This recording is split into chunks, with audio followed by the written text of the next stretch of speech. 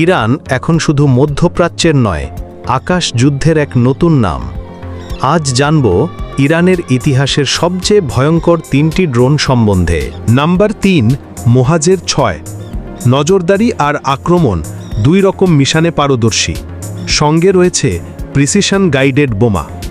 ইরানের সীমান্তে আর মিলিশিয়াদের হাতে এর ব্যবহার এখন নিত্যদিনের বিষয়।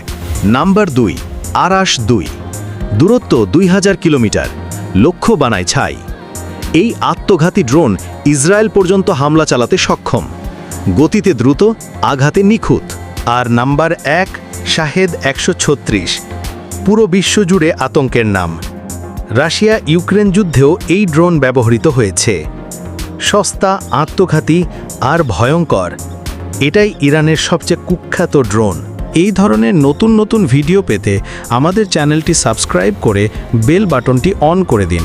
ধন্যবাদ।